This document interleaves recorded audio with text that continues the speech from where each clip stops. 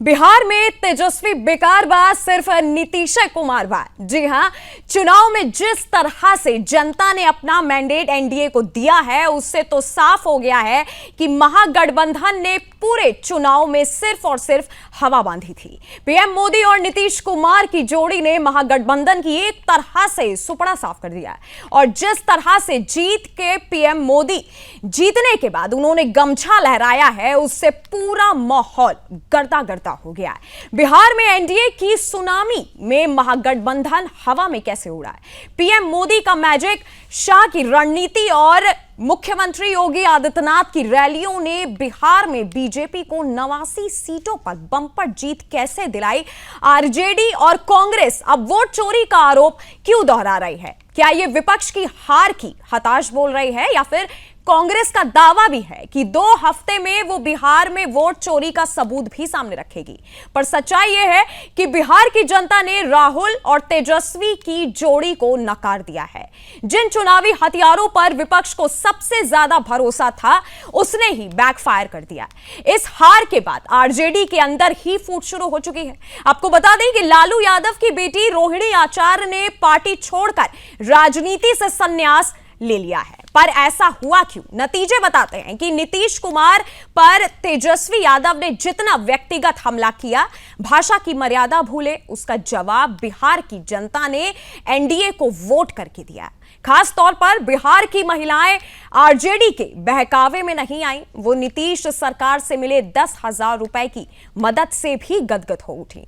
राहुल गांधी के लिए छठ को ड्रामा बताना भारी पड़ गया, जिसका जिक्र पीएम मोदी ने पहले बिहार की रैली में किया और फिर जीत के बाद बीजेपी मुख्यालय से कहा कि छठ को ड्रामा बताने वाले बिहार के लोगों की इज्जत क्या करते।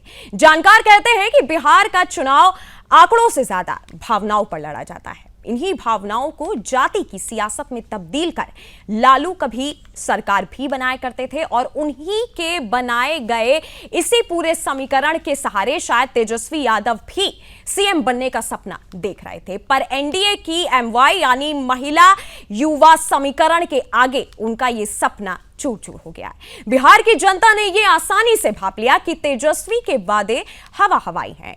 हर घर सरकारी नौकरी बस चुनावी घोषणा भर है। यहां तक कि महागठबंधन का पूरी तरह से एकजुट ना होना भी इनके हार का एक कारण हो सकता है। नतीजा, बिहार के राजनीतिक इतिहास में यह पहली बार हुआ जब एनडीए ने 200 का आंकड़ा पार किया। 243 विधानसभा सीटों वाले बिहार में बीजेपी ने 89, जेडीयू ने 85, चिराग पासवान की पार्टी एलजेपी ने 19, एचएएम ने 5 और राष्ट्रीय लोक मोर्चा ने 4 सीटें जीती। जबकि महागठबंधन के सीएम फेस तेजस्वी मुश्किल से अपनी सीट बचा पाए।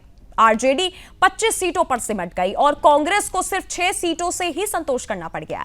बावजूद इसके राहुल गांधी इसे वोट चोरी से जोड़ रहे हैं ताकि 95 चुनाव हारने का जो एक रिकॉर्ड इनके नाम पर बना, उसे लेकर पार्टी के अंदर अब सवाल ना उठे। पर पब्लिक है और पब्लिक तो सब जानती है और बिहार का वैशाली लोकतंत्र की जननी है, जहां की जनता ने यह साफ कर दिया कि राहुल लोकतंत्र की हार का ड्रामा जितना करेंगे, जनता उन्हें वोट की चोट से उतना ही करारा जवाब देगी। लेकिन सवाल यहां पे खड़ा होता है कि विपक्ष को यह बात आखिरकार कब समझ आएगी? सवाल उठाने की बजाय वो आत्ममंथन के रास्ते पर कब चलेंगे? हार की असली वजह कब स्वीकारेगा? यही वजह। और अब बिहार की जो एक तस्वीर आप सबको देखने मिल रही है, वो एक अलग तस्वीर है। साथ ही जब बीजेपी कार्यालय में प्रधानमंत्री नरेंद्र मोदी पहुंचे तो हर तरफ जय श्री राम के नारे, भारत माता की जय के नारे, जय हो मोदी जी के नारे गूंज उठे।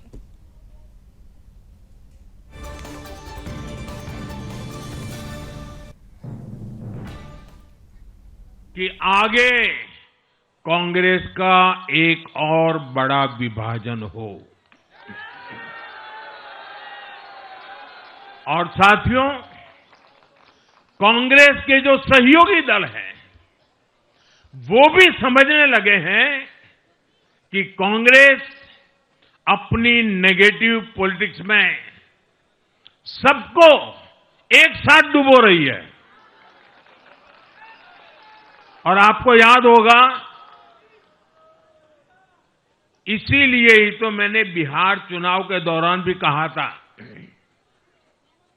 कि कांग्रेस के नामदार तालाब में डुबकी लगाकर बिहार चुनाव में खुद डूबने और दूसरों को डुबेने की प्रैक्टिस कर रहे हैं। साथियों, मैंने पहले भी इसी मंच से कांग्रेस के सहयोगियों को चेताया था। मैंने कहा था कि कांग्रेस एक लायबिलिटी है। कांग्रेस एक ऐसी परजीवी है जो अपने सहयोगियों के वोट बैंक को निगलकर अपनी वापसी करना चाहती है। जिस पार्टी ने दशकों तक देश पर राज किया, उस पर देश की जनता का विश्वास लगातार घट रहा है। कांग्रेस देश के अनेक राज्यों में सालों से सत्ता से बाहर है। बिहार में 35 साल, गुजरात में 30 साल, यूपी में भी करीब करीब 4 दशक और पश्चिम बंगाल में करीब 5 दशक से कांग्रेस की सरकार लौटी नहीं है। साथियों, पिछले 3 लोकसभा चुनावों में कांग्रेस 3 अंकों की संख्या तक पहुंच नहीं पाई है। 2024 के लोकसभा चुनाव के बाद, मैं 24 के बाद की बात कर रहा हूं, 2024 के लोकसभा चुनाव के बाद देश के 6 राज्यों में विधानसभा चुनाव हुए और इनमें भी कांग्रेस 100 सीटों का आंकड़ा पार नहीं कर पाई है। 6 की, मैं 6 विधानसभा की बात कर रहा हूं। और आज ही के दिन सिर्फ एक चुनाव में हमारे जितने विधायक चुने गए हैं, कांग्रेस पिछले 6 चुनावों में 6 चुनाव में उतने विधायक जीत नहीं पाए। सुबह मुख्यमंत्री जी से मुलाकात का समय हुआ। लोक जनशक्ति पार्टी रामविलास का प्रतिनिधिमंडल मुख्यमंत्री जी से मुलाकात कर उनको विधिवत तौर पर जिस तरीके से उनके नेतृत्व में एनडीए गठबंधन ने चुनाव लड़ने का काम किया, उसके लिए हम सब ने मिलकर उनको बधाई दी। एक बधाई कल मैं उनको फोन के माध्यम से पहले ही दे चुका था, पर आज विधिवत तरीके से मिलकर न सिर्फ उनको हम लोगों ने बधाई देने का काम किया, बल्कि आने वाले दिनों में क्या रूपरेखा सरकार की गठबंधन की रहेगी, उस पर भी हम लोगों ने चर्चा करने का काम किया। आज जब यहां आप सबके सामने आपसे रूबरू हो रहा हूं और एक ऐसे कार्यालय में, जिस कार्यालय से मेरे नेता, मेरे पिता आदरणीय रामविलास पासवान जी की पुरानी यादें जुड़ी हुई हैं, आज मुझे इस बात की खुशी है, इस बात का गर्व है कि आज कहीं ना कहीं हमारी पार्टी ने अपनी मेहनत, अपने परिश्रम से, कार्यकर्ताओं की मेहनत परिश्रम से आज पार्टी ने अपने आप को उस मुकाम तक लेकर जाने का काम किया जो सोच मेरे नेता आदरणीय रामविलास पासवान जी की रही। जिस तरह से यहाँ पे मैं माहौल देख पा रही हूँ, यहाँ पे जब मैं पहुंची थी तो जिस तरीके से इसको खुद ही आप देख सकते हैं कि मुझे कुछ ज्यादा बोलने की जरूरत भी नहीं है। जय श्री राम के नारे यहाँ पे लगाए जा रहे, जय हो मोदी के, साथ ही भारत माता की जय के नारे। और जिस तरीके से एनडीए ने बड़ी मार्जिन से जो जीत हासिल की, सबसे खास बात मैं आपको बताऊं कि महिलाओं से जितनी मैंने बात की, महिलाओं का भरोसा, उन्होंने सिर्फ एक बात कही कि मोदी और नीतीश की जोड़ी जिस तरीके से हिट साबित हुई कि अब उनको किसी भी चीज की कोई रिश्वत नहीं दी गई, लेकिन उन्होंने विकास देखा, उनका भरोसा था प्रधानमंत्री पर। साथ ही बिहार में जिस तरीके से कहा गया कि बिहार और नीतीश का मतलब बिहार होता है मेरे साथ। और जिस तरीके से आप देख सकते हैं ये कि लिट्टी चोखा बनने की भी इस यहाँ पे कार्यालय में बाहर तैयारी है। लिट्टी चोखा हर एक इंसान यहाँ पे जो आ रहा है खुशी खुशी लिट्टी चोखा खा रहा है। मेरे पीछे आप भीड़ देख सकते हैं। मैडम ये जीत जो है ये बिहार के साथ साथ ये मोदी जी की, नीतीश कुमार जी की, चिराग पासवान जी की और ये मांझी जी की जीत है। और हम सबसे पहले जो है धन्यवाद कहेंगे। आप भाई साहब जोरदार तालियां बजाइए पहले ये सुदर्शन न्यूज के लिए। ये सच्चा सनातनी चैनल है दीदी, बहुत बढ़िया चैनल है ये सुरेश चौहान के जी का हम 7 जन्म भी ले लेंगे। बिहार में तेजस्वी बेकार बा सिर्फ नीतीश कुमार बा। और इसी पर चर्चा के लिए हमारे साथ मेहमान भी जुड़े हुए हैं और सीधा सबसे पहले चलते हैं बीजेपी प्रवक्ता के पास। और हमारे साथ बीजेपी प्रवक्ता जी जुड़े हुए हैं। साथ ही मैं आपसे पूछना चाहती हूँ पहला सवाल कि जिस तरीके से जनता ने इतनी बड़ी जीत जो एनडीए को दिलाई है उसके बाद अब हर किसी के मन में एक पहला सवाल है कि प्राथमिकता में कौन से 3 फैसले अब होने वाले हैं। नंदिनी जी, बिहार की जनता ने प्रचंड बहुमत दिया है। नीतीश बाबू के सुशासन को, एनडीए की सरकार को आदि आबादी ने, माताओं बहनों ने अपना जबरदस्त आशीर्वाद दिया है। हम सब पार्टी के एक कार्यकर्ता बिहार की जनता के, बिहार की माताओं बहनों के चरणों में नतमस्तक हैं। हमने जो संकल्प पत्र जारी किया था उस संकल्प पत्र की घोषणाओं पे हम सरकार बनते ही अमल करेंगे। 58 लाख ग्रामीण मकान हमने बना करके दिए थे प्रधानमंत्री योजना में, 38 लाख शहरी योजना में। बिहार के हर गरीब के सर पे छत हो, ये हमारी प्राथमिकता है। जिस तरह से विपक्ष ने पलायन का हुआ खड़ा किया, बेरोजगारी का हुआ खड़ा किया, युवाओं ने और महिलाओं ने उनके इस हौवे की हवा निकाल दी। प्रचंड बहुमत से सरकार बन गई। हमें विपक्ष के इस आरोप से हमारे ऊपर कोई असर नहीं है। हम अपने संकल्प पत्र पे आगे बढ़ेंगे। जिस तरह से बिहार के जंगल राज सुशासन तक ले आए हैं, आगे बिहार औद्योगिक प्रदेश बने। जो इन लोगों के पलायन के आरोप हैं, इनका आरोप समाप्त हो, बिहार के युवा को वहीं पर रोजगार मिले और 2047 में जो विकसित भारत का सपना प्रधानमंत्री जी ने देखा है जी, उस विकसित भारत के सपने में बिहार अग्रणी भागीदार के रूप में शामिल हूं। जी, उस दिशा में अब बिहार को ले चलना है। जी हमारे साथ आरजेडी प्रवक्ता भी जुड़े हुए हैं, शाहान परवेज जुड़े हुए हैं। शाहान जी, क्या आप जवाब देना चाहेंगे बीजेपी प्रवक्ता को? और जिस तरीके से आरजेडी से मैं ही कहूंगी महागठबंधन से आखिरकार क्या ऐसी गलती हो गई, क्या कहां आपसे कमी रह गई? क्योंकि रैलियां भी हुई, वोट चोरी का मुद्दा भी उठाया गया, राहुल गांधी हाइड्रोजन बम भी लेकर के आए थे, लेकिन कल जो देखने को मिला वो कुछ और ही था। वो देखिए नंदिनी जी, सबसे पहली बात कि अभी बीजेपी के प्रवक्ता और हमारे बड़े भाई कह रहे थे कि जनता का दिया हुआ बहुमत है। ये जनता का दिया हुआ बहुमत नहीं है, ये इलेक्शन कमीशन का दिया हुआ बहुमत है। और इलेक्शन कमीशन को बहुत बहुत बधाई, और आप जैसे मीडिया चैनलों का भी ये बहुत बहुत बधाई, धन्यवाद के पात्र हैं आप लोग कि आप लोग बिना मतलब के जो ढोलक बजा रहे हैं उस मतलब का कोई मतलब नहीं होता। बिना मतलब के हम ढोलक नहीं बजा रहे, जनता ने अपना फैसला बिना मतलब के आप ढोलक बजा रहे। आपका जो कल भी मैंने देखा है, और अभी मैंने प्रोमो में भी देखा है, आपके एक पत्रकार बीजेपी दफ्तर के पास खड़े होकर। हाँ, तो वो हमने अपने से थोड़ी बनाया, वो तो मैं जनता के बीच गई थी, जनता का प्यार वो मिला, वो देखने को मिला ना भाई। हाँ, बिना मतलब हम ढोलक नहीं बजाते जी। हमने स्पष्ट कर दिया, मैं आपको स्पष्ट कर दे रहा हूँ कि मेरी भी बीजेपी में कई लोगों से साठगांठ है और मेरी भी बात होती है बीजेपी के अंदर। और मैंने जब ये बात पूछा तो बीजेपी ने स्पष्ट कह दिया कि वो जो आदमी था वो हमारा कोई आदमी ही नहीं है, हमारा उससे कोई संबंध ही नहीं है और कोई उसकी आइडेंटिफिकेशन बीजेपी दफ्तर में ही नहीं है। आप अपना एक आदमी खड़ा करके बीजेपी दफ्तर का कुछ पूछा तो ये जो प्रोपेगेंडा चल रहा था, क्यों भटक? मैंने आपसे क्या सवाल पूछा, वो जवाब दीजिए ना सीधे से।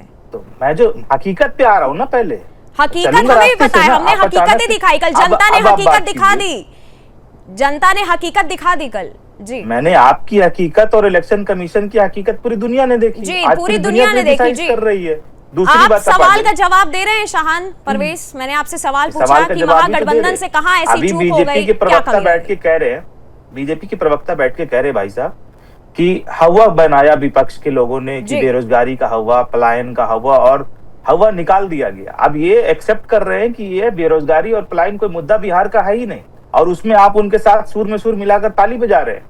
तो अब ये स्पष्ट हो गया कि ये जो बेईमानी से चुनी गई, इलेक्शन कमीशन के माध्यम से चुनी गई सरकार है, अब जी। ये बेरोजगारी और पलायन को बिहार में मुद्दा मानता ही नहीं है।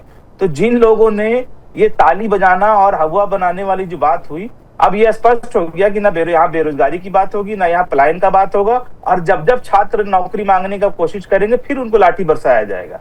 ये बीजेपी के प्रवक्ता ने स्पष्ट कर दिया। अब आप आ जाइएगा बात करने कि हुआ क्या। आप कहेंगे कि ये जनता की बहुमत है। मैं कह रहा हूं कि आप बताइए कि बिहार के अंदर प्रवक्ता यहाँ बैठे हैं महोदय बीजेपी के, बिहार के में ड्राफ्ट रोल तैयार होने के बाद 7 करोड़ 45 लाख वोटर को ऐड किया गया, और ये बात माननीय इलेक्शन कमीशन के सबसे वरिष्ठ पदाधिकारी ज्ञानेश जी ने स्पष्ट कहा प्रेस कॉन्फ्रेंस करके। अब बताइए आपकी बिहार में वोटिंग परसेंटेज कितना है? 66%।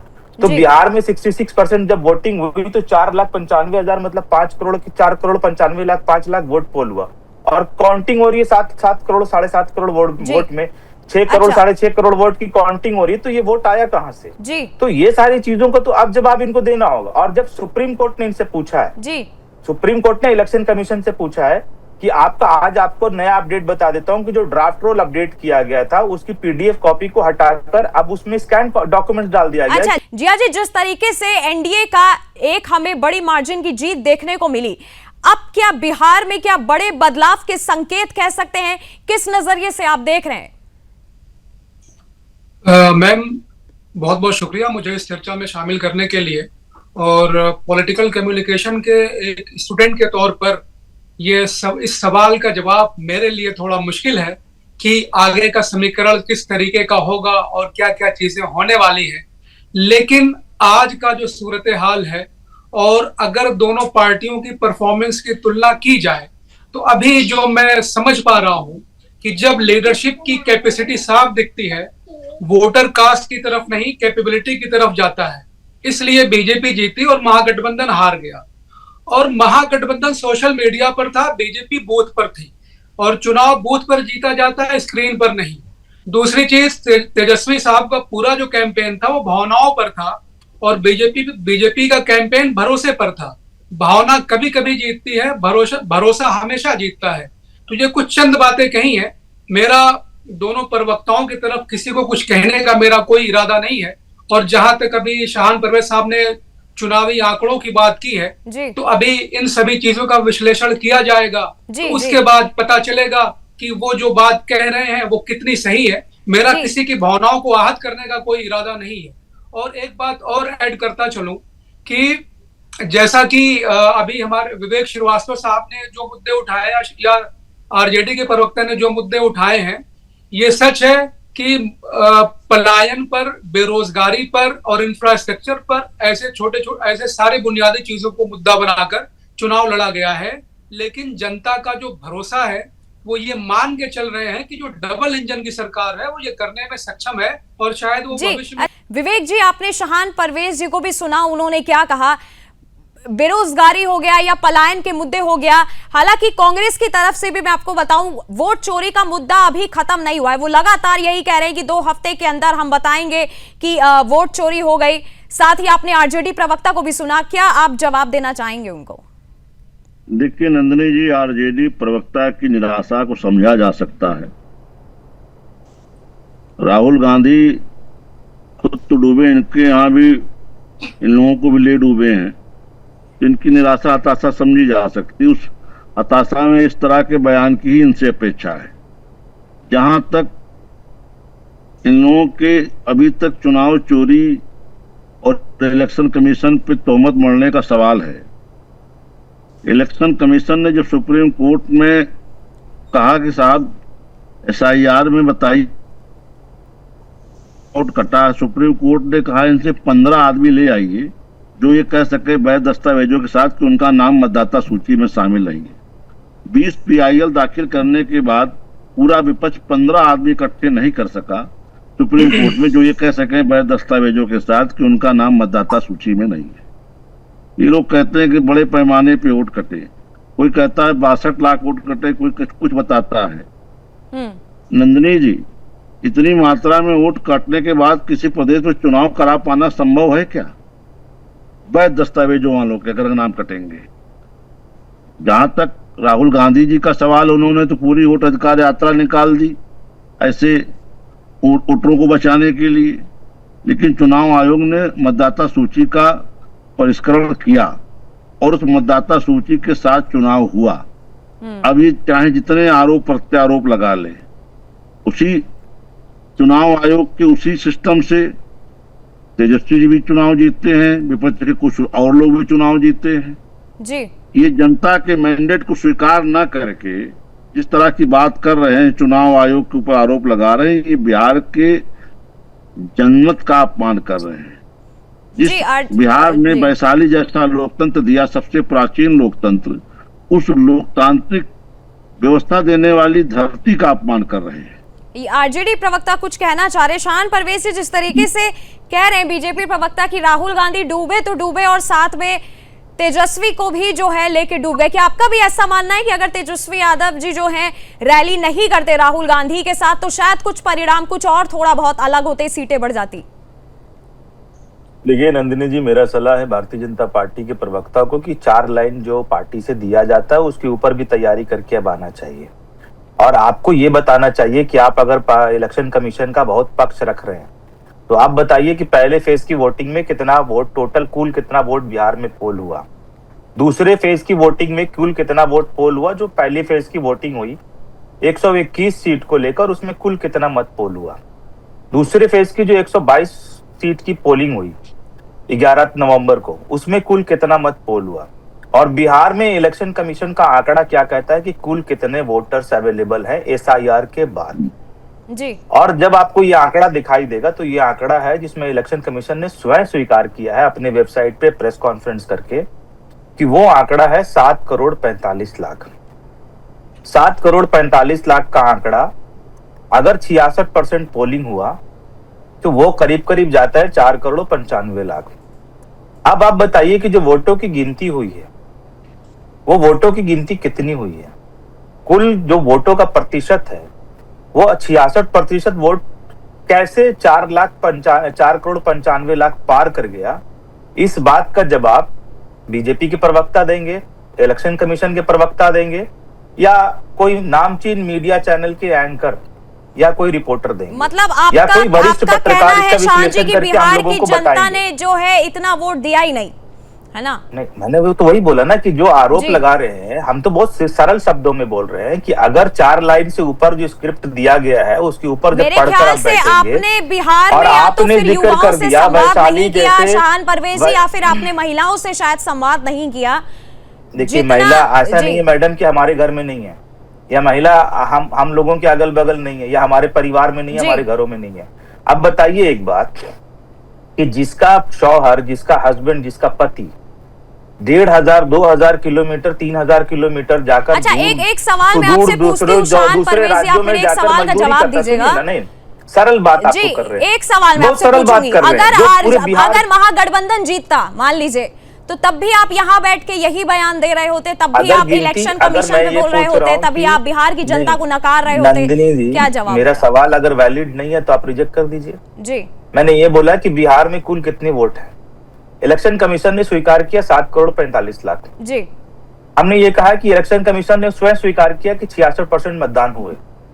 अब इसका आंकड़ा आप जोड़ लीजिए, 66-67% अगर मतदान हुए तो इसका आंकड़ा है 4 करोड़ 95 लाख। 4 करोड़ 95 लाख वोटों की कुल गिनती कितनी हुई बिहार के अंदर, इसका आंकड़ा बता दीजिए। हम तो ये पूछ रहे हैं, कोई गलत सवाल पूछ रहे हैं आपसे नहीं पूछ रहे, मगर इसका जवाब किसी के पास नहीं है। अब आप आइए कि महिलाओं की बात आपने कही कि महिलाओं के नाम पे वोट चोरी किया गया। उसका प्रमाण ये है कि वो महिला जिसका पति दिल्ली, मुंबई, पुणे, सूरत और बेंगलोर और चेन्नई और तमिलनाडु में जाकर मजदूरी कर रहा हो, उन महिलाओं को जिनके पति छठ में नहीं आ पाएंगे, दिवाली में नहीं आ पाएंगे, जिन्होंने ट्रेनों में बहुत सारी अजियतें देखी, ट्रेन का रिजर्वेशन नहीं मिल पाया जी, जबरदस्ती ट्रेनों में किस प्रकार की भीड़ रही, कितनों की जान चली गई, उस प्रकार के लोग जो पलायन की समस्या से जूझ रहे थे, क्या उनके खाते में 6 दिन पहले 10 दिन पहले 10,000 रुपए जाने से उन महिलाओं का उनकी तो जो फिर पति बिहार के साथ में जो जो पीड़ा जनता है, ये कह रही उनके है कि परिवार हमें के साथ मोदी और जो पीड़ा नीतीश है, की जोड़ी से आप कोई ये आपत्ति मानते नहीं है, हैं? मोदी और नहीं, नीतीश की नहीं, जोड़ी नंदिनी हिट है, जी, तो फिर वो जनता कौन है बिहार में? नहीं, वो कौन से लोग आ गए फिर बिहार तो के वो अंदर? तो इलेक्शन कमीशन का धन्यवाद जी कि वो इनविजिबल वोटर्स लेके आए और इनविजिबल वोटर्स जो वोट दिए और चले गए, वो कहां से आए, कहां चले गए, वोटों की गिनती कहां है, वोटिंग परसेंटेज कहां है, चलिए, अच्छा वोटिंग जी। डिटेल्स कहां है,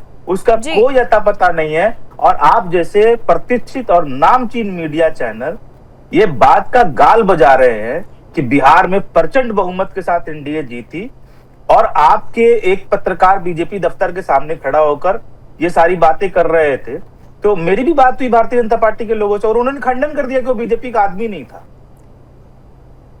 तो जो हमारा काम है वो तो हम करेंगे ना, जो जनता ने नतीजे दिखाए हमने तो वो दिखाया, हमने थोड़ी जनता को जाके कहा आपने कि एक बार भी सवाल नहीं नतीजा पूछा है, देखने में अभी दो। भारतीय जनता जनता पार्टी का के प्यार प्रवक्ता से आपने आप खुद भी ही देख सवाल नहीं लिया। पूछेंगे अब कि मैंने आपने आपसे कितने सीधा वोटों की सवाल गिनती पूछा कराई कि है। तेजस्वी यादव को क्या भारी पड़ गया? आपको राहुल लगता गांधी के है- साथ आप आंकड़ा लेके बैठ गए हैं सामने। तो आंकड़े पे ही बात हाँ, करेंगे ना। हम मैं कोई आपके बने साथ बनाए ऐसे अपने बहस करने तरीके तो से कुछ बैठा नहीं बोल रहे हैं, जो हुआ जनता के प्यार ने दिखा दिया मैंने कल तो आपको। आंकड़े पे चलिए, ही बात हमारे साथ करूंगा जिया कि खान वो भी क्या रहा मौजूद है, राजनीतिक विश्लेषक। जिया खान जी, जिस तरीके से नतीजे सामने आए हैं, आरजेडी प्रवक्ता को भी आपने सुन लिया, वो एकदम इलेक्शन कमीशन पे और बीजेपी प्रवक्ता पे जो है गुस्साए हुए हैं। बिहार की जनता को एक तरीके से मैं कह सकूं कि आरजेडी नकार रही है कि इनविजिबल वोटर्स कहां से आ गए, क्या कहेंगे आप? मैम, ये उनकी अपनी जाती राय है, वो जो कहना चाहे कहें, इसका ये कहने का उनको पूरा अधिकार है। लेकिन जहां तक वो टोटल वोट की या इलेक्शन कमीशन के बारे में या पोल परसेंटेज या टोटल वोट, ये सारी चीजों का जो हवाला दे रहे हैं, तो थोड़े दिनों में जब ये पूरे आंकड़े मिल जाएंगे, उसका कैलकुलेशन होगा तो पता चल जाएगा कहां पर क्या हुआ है, क्या आप भी नहीं वही हुआ है। बात करते हैं। मैं कह रहा हूं कि जब काउंटिंग हो गई, आप ये बता ही नहीं पा रहे कि कितने वोटों की काउंटिंग हो गई, आपने सर्टिफिकेट बांट दिया। आप परवेश साहब, सर्टिफिकेट जब बांट रहे हैं तो मेरा ये सिर्फ नहीं, इतना- ये ऐसा नहीं चलेगा सर, ये मेरा नहीं ये चलेगा। अच्छा, जी। परवेश साहब, मेरा ये कहना है ये कि डेटा आ जिया जाने खान दीजिए, साहब- बूथ वाइज सिलसिलेवार पूरी गिनती करके टैली करके No, पता चल जाएगा I'm not कहां पर talking क्या है। about booth wise. I'm just talking about the total vote. How many votes have been polled and that has been counted in Bihar election? वो बताइए ना। जो आप बोल रहे हैं, देखिए इसका जवाब तो और इलेक्शन उसके कमीशन लिए देगा। 12 दिन का रिसर्च लेकिन करने की जरूरत नहीं है। मैंने कहा कि अभी आपको मैंने 100 रुपए दिए गिन के, तो 100 रुपए में मैंने कितने दिए, क्या क्या नोट दिए, वो मुझे बताने में क्या तकलीफ हो रही है? उसके लिए मुझे 12 दिन रिसर्च करना पड़ेगा। परवेज साहब, मैं चाहूंगा कि आपकी सियासत में आगे चल के खूब तरक्की हो, लेकिन आप इलेक्शन कमीशन को छोड़ दीजिए।